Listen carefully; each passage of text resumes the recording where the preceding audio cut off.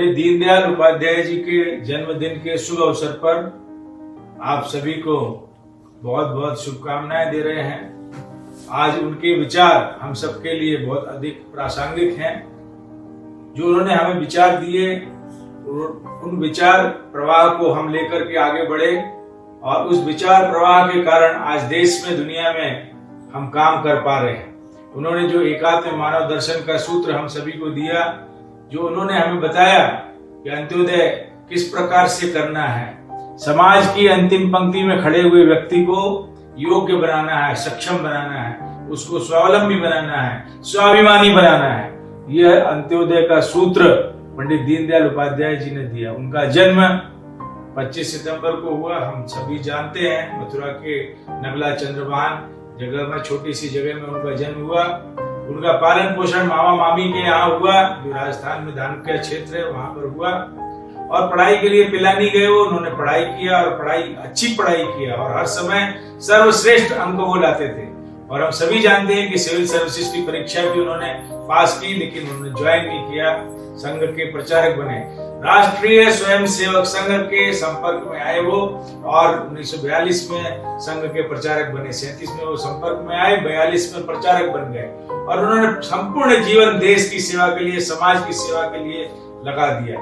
जहां जिस काम में उनको भेजा गया, उस काम में उन्होंने पूरी तन्मयता से उस काम को किया। संघ के काम में वो रहे, संघ के बाद में जनसंघ के काम में रहे, उसके बाद में प्रचार साहित्य को तैयार करने के लिए पांचजन्य स्वदेश का संपादन का काम भी उन्होंने किया, उसको प्रारंभ किया।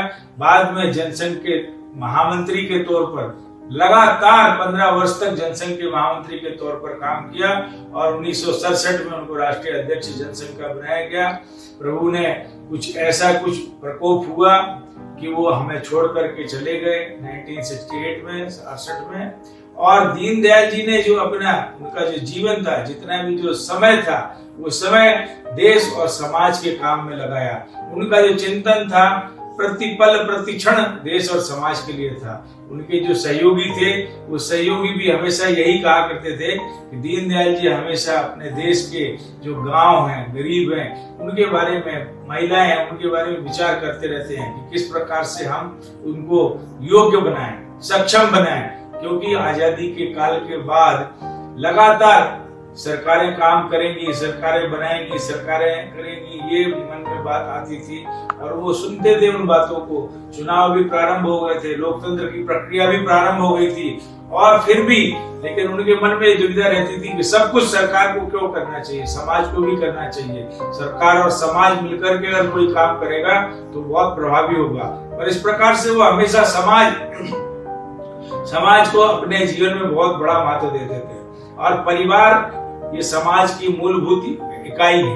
वो कहते थे कि प्रत्येक परिवार को ही योग्य सक्षम बनना चाहिए, एक परिवार दूसरे परिवार का पूरक बनना चाहिए, परस्पर पूरकता के भाव से परिवारों को काम करना चाहिए, समाज को एक दूसरे का सहयोग करते हुए आगे बढ़ना चाहिए। इस प्रकार परस्पर पूरकता की भावना समाज में, और उन्होंने कहा कि समाज के साथ साथ प्रकृति के साथ भी हमें परस्पर पूरकता का व्यवहार अपनाना चाहिए। तो जब परिवार है, परिवार समाज की मूलभूत इकाई है और परिवार बनता है व्यक्ति से, महिला, पुरुष, युवा, बच्चे सब मिलकर के परिवार बनता है। तो परिवार में जो संस्कार हो, वो किस प्रकार के संस्कार हो?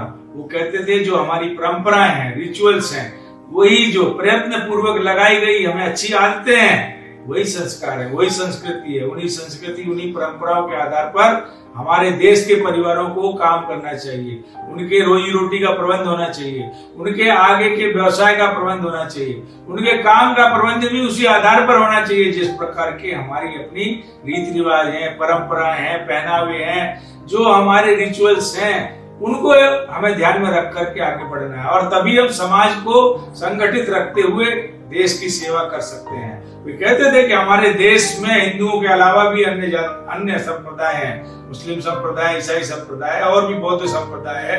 हमारे देश में सबको आने की इजाजत है, हमारे देश ने सबको स्वीकार किया है। बोलते थे ये तो हिंदू दर्शन है, हिंदू विचार है। हिंदू विचार में ये कहा गया है, अयम निजा परो वेति गणना लघु चेत साम उदार चरिताम नाम तो वसुधैव कुटुंबकम, ये बात उन्होंने कही है कि संपूर्ण वसुधा, संपूर्ण विश्व ये हमारा परिवार है। और इसलिए हम आजादी के बाद भी हमारे देश में रहने वाले, चाहे वो हिंदू हो, चाहे मुस्लिम हो, ईसाई हो, बौद्ध हो, जैन हो, किसी भी मत संप्रदाय के हो, हमें उनके बारे में विचार करना है। अगर गरीब है तो गरीब का कोई भेद नहीं करना है कि ये हिंदू है, मुसलमान है। पंडित दीनदयाल उपाध्याय जी ने कहा है कि गरीब है यानी गरीब है, उसको गरीब के आधार पर ही हमें देखना है और उसकी योजना व्यवस्था करना है, उसको योग्य बनाना है, सक्षम बनाना है। इसी प्रकार से प्रकृति के साथ भी हमारा कैसा व्यवहार हो। उन्होंने कहा कि प्रकृति के साथ में जल, जंगल, जमीन, जानवर, जलवायु सबकी हमें चिंता करनी है। नदियां न पिए कभी अपना जल,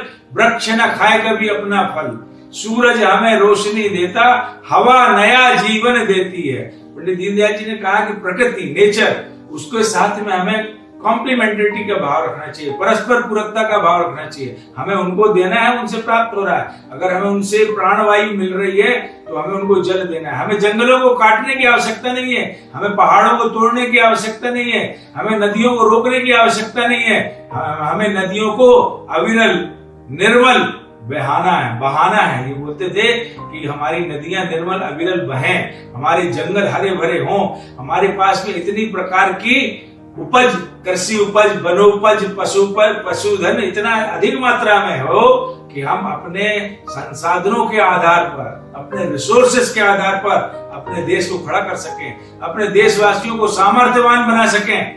इस प्रकार की भावना को लेकर के पंडित दीनदयाल उपाध्याय जी ने संघ में काम किया और फिर जनसंघ में काम किया। जनसंघ में काम करते हुए भी वो कहते थे कि राजनीतिक पार्टी होने के बाद भी राजनीतिक कार्यकर्ता को सामाजिक कार्यकर्ता के नाते व्यवहार होना चाहिए, समाज का उसके प्रति विश्वास का भाव होना चाहिए। समाज जिस पर विश्वास करे, लीडरशिप, नेतृत्व उसके हाथ में होना चाहिए।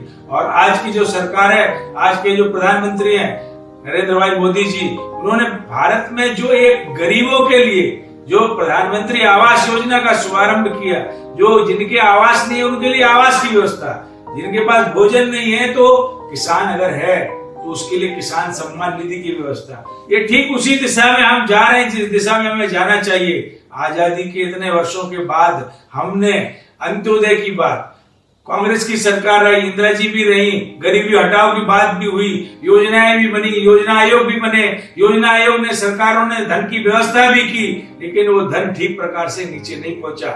आज की जो सरकारें हैं, कुछ राज्यों की जो सरकारें हैं, वो पूरी पारदर्शिता के साथ जिनके लिए धन है उन तक पहुंचाने का प्रयास कर रही है। डिजिटल इंडिया के माध्यम से उनको डायरेक्ट इलेक्ट्रॉनिक ट्रांसफर करके सीधे उनके खातों में पैसा पहुंच रहा है और गरीब अपने से विचार कर पा रहा है कि उसको क्या काम करना है, किस प्रकार से काम करना है। उसको किसी सेठ साहूकार के पास जाके पैसा मांगने की जरूरत नहीं है, क्योंकि अगर उसके खाते में 6,000 पहुंच रहा है, आगे से 10,000 अगर पहुंचने वाला है, तो उसके रबी, खरीफ, जायद के लिए, जो खाद बीज के लिए धन की आवश्यकता के लिए वो सेठ साहूकारों के पास जमीन गिरवी रखता था या अपने कुछ संसाधन गिरवी रखता था, उनको रखने की आवश्यकता नहीं है। बैंक के पास जाता था, बैंकों के पास जाने की आवश्यकता नहीं है। इस प्रकार से समाज की चिंता करते हुए, समाज की अंतिम पंक्ति में खड़े हुए व्यक्ति की चिंता करते हुए भारत की सरकार काम कर रही है। और पंडित दीनदयाल उपाध्याय जी के जो विचार और व्यवहार है, उन व्यवहारों को हम देखते हैं कि किस प्रकार से नानाजी देशमुख जी ने, जो उनके साथ 20 वर्षों तक लगातार काम करे, 20-22 वर्षों तक वो लोग दिन रात एक साथ एकजुट हो, एक साथ रहते हुए उन्होंने काम किया। संघ में भी, जनसंघ में भी, राजनीतिक दल में भी रहते हुए योजना करते थे और क्रियान्वयन, दीनदयाल जी योजना करते थे, नानाजी क्रियान्वयन करते थे। और उन्होंने, दीनदयाल जी ने जिन बातों को अपने विचार में कहा, जिसको बाद में एकात्म मानव दर्शन कहा गया, परम पूज्य श्री गुरु जी ने जिसको मान्यता प्रदान की और संपूर्ण देश दुनिया में उसको साहित्य को स्वीकार किया गया, उसमें, उस साहित्य में इस बात को कहा गया है कि हमें अपने को आत्मनिर्भर बनाना है। हम जब आत्मनिर्भर बनेंगे, हमारा गांव आत्मनिर्भर बनेगा, हमारा जिला आत्मनिर्भर बनेगा, हमारा प्रदेश आत्मनिर्भर बनेगा, हमारा देश आत्मनिर्भर बनेगा। और हमारे जो अपने प्राकृतिक संसाधन है, उन संसाधनों का उपयोग करते हुए हमें अपनी चीजों को बनाना है, अपनी आवश्यकताओं की पूर्ति करना है। और जो हम नहीं बना सकते उसको दुनिया में कहीं से भी लेकर के आना है। विज्ञान है, ज्ञान है, तकनीक है, हम दुनिया से कहीं से भी लेके आएंगे, सीखेंगे, अपने यहाँ करेंगे और अपने यहाँ के लोगों को योग्य बनाएंगे और उस योग्यता क्षमता के आधार पर हम अपने देश को खड़ा करेंगे।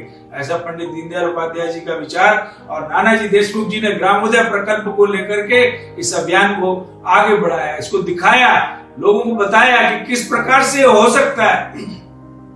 नानाजी देशमुख जी ने गोंडा में ग्रामोदय प्रकल्प बना करके गांव किस प्रकार से खड़े हो सकते हैं, गांव किस प्रकार से आत्मनिर्भर बन सकते हैं, ग्राम वासियों में खुशहाली का जीवन कैसे आ सकता है, ये उन्होंने वहां के लोगों के साथ मिलकर, गांव वासियों के साथ मिलकर ग्राम वासियों की खुशहाली के लिए काम किया। ग्रामवासी उसमें तन मन धन से जुटे और उन्होंने अपने आत्मनिर्भर बनने के लिए जो रास्ता पंडित दीनदयाल उपाध्याय जी ने दिखाया था, उसी रास्ते को नानाजी देशमुख जी आगे बढ़ाते हुए और उन्होंने एक ग्रामोदय प्रकल्प की रचना की। गोंडा ग्रामोदय प्रकल्प उन्होंने बनाया और वहां पर चीजों को दिखाना शुरू किया, बताना शुरू किया कि संसाधन अगर होंगे, विचार यदि अच्छा होगा, पानी अगर है जमीन के अंदर तो उसको निकालना है, निकाल के खेतों तक पहुंचाना है। हर हाथ को देंगे काम, हर खेत को देंगे पानी, ये विचार उन्होंने दिया। जब हर हाथ के पास काम होगा और हर खेत के पास पानी होगा तो किसी भी प्रकार से घर में या अपने देश में, प्रदेश में, कहीं पर भी धन का भाव नहीं होगा, संपत्ति का भाव नहीं होगा। और जब संपत्ति का भाव नहीं होगा, हम योग्य होकर क्षमतावान बन करके दुनिया के सामने अपने देश को खड़ा कर सकते हैं। हमारे यहाँ की सेनाएं खड़ी हो सकती हैं, हमारे यहाँ के किसान, व्यवसायी, रोजगार, युवा, महिलाएं सब खड़े हो सकते हैं, क्योंकि उनके पास में संसाधन है। संसाधन एक तो नेचुरल रिसोर्सेस हो गया और दूसरा नॉलेज का हमारा अपार भंडार है। इस महामारी के समय हम लोगों ने देख लिया, वैश्विक महामारी कोरोना के समय अपने देश का ही जो ज्ञान है वो काम आया, जो विज्ञान है जो काम आया, जो हमारी परंपराएं हैं, जो हमारे रीति रिवाज हैं, जो हमारे ग्रंथ हैं, वही काम आए। उन्होंने जो चरक और सुश्रुत ने जो हमको बताया था, वही हमारे लिए शरीर की रोग प्रतिरोधक क्षमता को बढ़ाने के लिए आज उन्हीं कार्डों का प्रयोग देश में हो रहा है, दुनिया में हो रहा है। उन्हीं पर औषधियों को बनाने का काम हो रहा है। किस प्रकार से महामारी से बचा जाए, ये हमारे यहाँ के महापुरुषों ने, संत महात्माओं ने पहले से सोच रखा था और उसके आधार पर उन्होंने लिख भी रखा था। और उस जो लिखा हुआ है वो लिखा और उसको पढ़ा और उसके आधार पर दुनिया भर में उसके अनुवाद हुए। उन अनुवादों के आधार पर आज दुनिया भर में अलग अलग प्रकार की तकनीकी पर काम हो रहा है। पर हमारे अपने देश में कई बार ऐसा ध्यान में आता है कि जो हमारे अपने देश में हम पाश्चात्य सभ्यता से ज्यादा प्रभावित हो जाते हैं। हम दुनिया के कई देशों की जो अपनी शिक्षा पद्धति है उनसे प्रभावित हो जाते हैं। उनकी जो परंपराएं हैं, रीति रिवाज हैं, पहनावे हैं, उनकी व्यवस्था है, उससे प्रभावित हो जाते हैं। लेकिन हमें ये सोचना चाहिए कि इन 1000 सालों में उन्होंने हमसे बहुत कुछ सीखा और इस गुलामी के 500 साल की गुलामी के काल में उन्होंने जो हमसे सीखा वो आज भी उसका लाभ ले रहे हैं, आज भी उससे अपने देश को आगे बढ़ा रहे हैं और वापस हमको वही चीजें दे रहे हैं। हमको योगा से योग के रूप में दे रहे हैं, हमको काढ़े के रूप में जो आज हमें काढ़े की आवश्यकता हुई, गर्म पानी की आवश्यकता हुई, ये हमारी दिनचर्या, ऋतुचर्या में, आयुर्वेद में ये पहले से हमें बताया गया था कि हमें इसका पालन करना है। अगर हम दिनचर्या का पालन करते हैं, ऋतुचर्या का पालन करते हैं, हम हमेशा स्वस्थ रहेंगे। हमारे अंदर रोग प्रतिरोधक क्षमता इतनी बड़ी मात्रा में होगी कि कभी रोगी होंगे ही नहीं, हमेशा निरोगी रहेंगे। और इस प्रकार से ही शिक्षा पद्धति में हमने पहले विदेशी शिक्षा पद्धति, लॉर्ड मेकाले की शिक्षा पद्धति को स्वीकार कर लिया।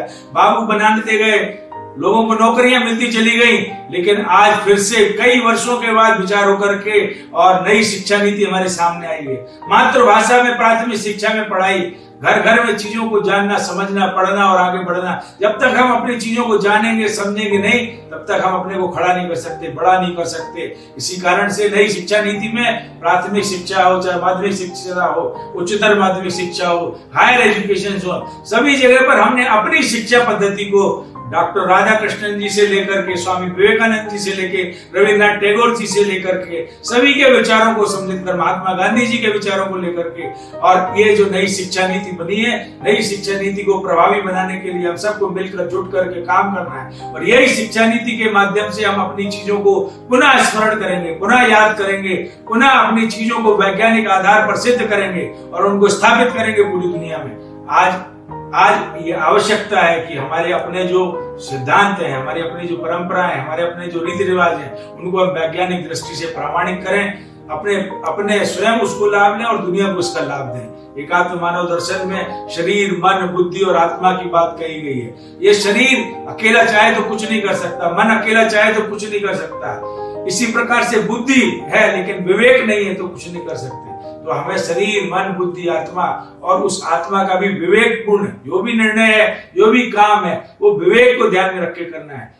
दीनदयाल जी कहते थे कि इसी प्रकार से अगर विवेक नहीं होगा तो जो मानव है और पशु में केवल इतना ही अंतर है। उसके पास भी शरीर है, मन है, बुद्धि है, आत्मा है, लेकिन विवेक नहीं है। उस विवेक को जो मनुष्य को मिला है, शरीर को मिला है, मानव को मिला है, उसको मानवीयता की तरफ आगे ले जाना है और हमें ऐसे काम करना है जो मानव से महामानव बनाए, साधारण से असाधारण प्रतिभा का हमें बनाए। इस प्रकार का हमें प्रयास करते हुए काम करना है। इस प्रकार के घरों में संस्कार, गांव में संस्कार, आबादियों में संस्कार, जहां हमें दिखता है, जहां अवसर मिलता है, वहां में लेना है और काम करना है। इस समय राष्ट्रीय स्वयंसेवक संघ, विद्यार्थी परिषद, संघ परिवार के जितने भी विचार परिवार के संगठन थे, उन सब संगठनों ने वैश्विक महामारी कोरोना के समय लोगों से आह्वान किया था, अपील की थी। देश के अन्य संगठनों ने भी किया था, अन्य संत महात्माओं ने भी किया था, गायत्री शक्तिपीठ ने भी किया था, वहां जो अपने दक्षिण के जो संत महात्मा शंकराचार्य हैं उन्होंने भी किया था। देश के मठ, मंदिर, संस्थाएं सबने मिलकर के इस वैश्विक महामारी कोरोना से निजात पाने के लिए घर घर तक भोजन पहुंचाया, घर घर तक औषधि पहुंचाई, घर घर तक लोगों को जो आवश्यक सुविधाएं थी वो पहुंचाई। सरकार ने धीरे धीरे करके अपनी व्यवस्था बनाई। लॉकडाउन खत्म हुआ, अनलॉक 1, 2, 3, 4 हुए और धीरे धीरे करके जनजीवन सामान्य होने लगा। लेकिन अब भी उतनी ही सतर्कता, सजगता की आवश्यकता है, उतना ही हमें सजग रहना है, सतर्क रहना है। और आज भी हमें सहयोग करना है ऐसे लोगों को जो पलायन करके गांव वापस गए हैं, अपने घर में रहने गए हैं। उनको घरों में सम्मान मिले, उनको गांव में सम्मान मिले, उनकी जो कुशलता है उस कुशलता को सम्मान मिले, उस कारीगरी कुशलता के आधार पर, जिसके आधार पर वो मुंबई में 25,000 कमाते थे, तो आज वो सतना में, बांदा में, कानपुर में, छतरपुर में 10,000 रुपए भी कमाएंगे तो उनके घर चलाने के लिए वो पर्याप्त होगा। और इसीलिए हमें उनकी कारीगरी कुशलता को जानना है, समझना है और जान समझ करके उनके रोजी रोजगार के साथ उनको जोड़ना है। और जो आवश्यकता अनुसार जाना चाहते हैं तो चाहे मुंबई है, दिल्ली है, चंडीगढ़ है, वापस अगर वहां की स्थितियां ठीक हो गई हैं, उनके रोजगार के अवसर उनको मिल रहे हैं, उनके संस्थाएं, उनके उद्योग, उनके व्यवसाय उनको रोजगार देने के लिए तत्पर हैं, तो जाएं, वहां रहें, सम्मान के साथ काम करें और अपने घर परिवार की चिंता करें। लेकिन जो गांव में रहने वाले हैं, गांव में रह करके अपनी गांव की खेती पाती को, अपने पशुधन को, अपने रोजगार को पुनः प्रारंभ कर सकते हैं। और पुनः प्रारंभ करने की आवश्यकता है क्योंकि हमें अपने देश की जो जीडीपी है, अपने देश के लिए जो आर्थिक व्यवस्था है, जो अर्थव्यवस्था को सुदृढ़ता प्रदान करना है, इतने बड़े देश में, इतनी बड़ी जनसंख्या वाले देश में हम सबको मिलकर जुट करके काम करना पड़ेगा।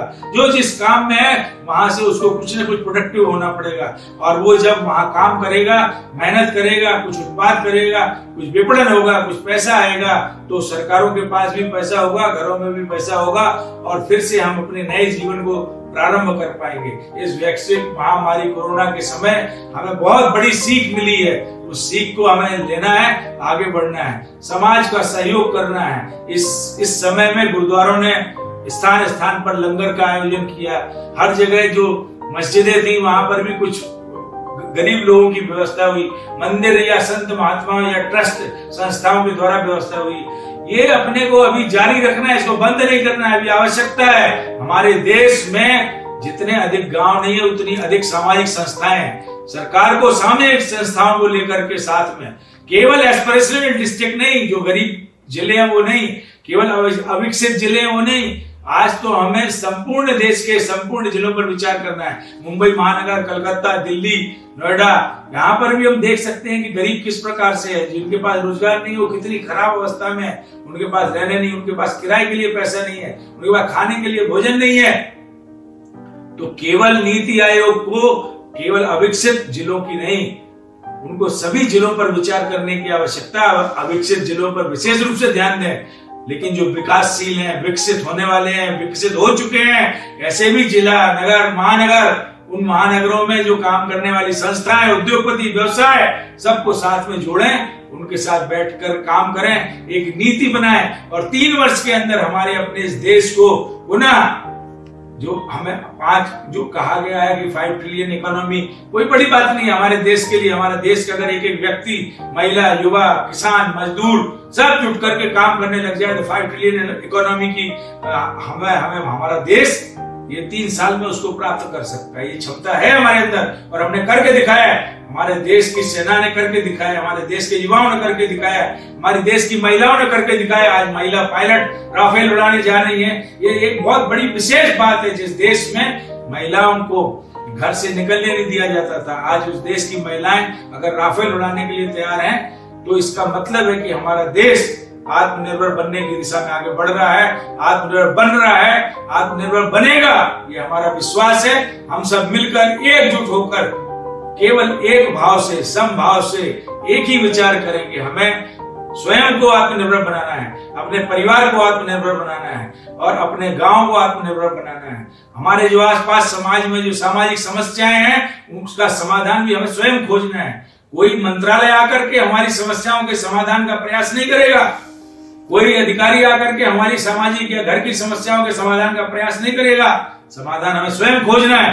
संसाधनों के आधार पर वहां की जो स्थानीय हमारे पास संसाधन है, हमारा जो ज्ञान है, विज्ञान है, तकनीकी है, उसके आधार पर हमें समाधान खोजना है। हमें गांव की समस्याओं का समाधान, हमें शहरों की समस्याओं का समाधान हमें स्वयं खोजना है। और स्वयं स्टार्टअप में कई युवा तरुण कार्यकर्ता स्टार्टअप योजना में कर रहे हैं। उनको इन समस्याओं के समाधान की दिशा में जो हमारे उच्च शिक्षण संस्थान है, चाहे वो IIT हो, चाहे एम्स हो, उनको भी उस दिशा में सोच करके काम करने की आवश्यकता है। अगर हमारे देश की सभ्यता, संस्कृति, रीति रिवाज, परंपराएं इतने उज्जवल प्रज्वल हैं तो हमें उस दिशा में, और जो सिद्ध हो गई है कि हैं, तो हमें उस दिशा में अपने शोध को भी ले जाने की आवश्यकता है। और वो शोध समाज उपयोगी शोध हो, समाज के उपयोगी हो, समाज के लिए उपयोगी हो। हम समाज का काम समाज के लिए, समाज के द्वारा जो परंपरा थी जैसी करती चले आए थे वैसे ही आगे करते चले जाएंगे तो हमारा लोकतंत्र मजबूत होगा।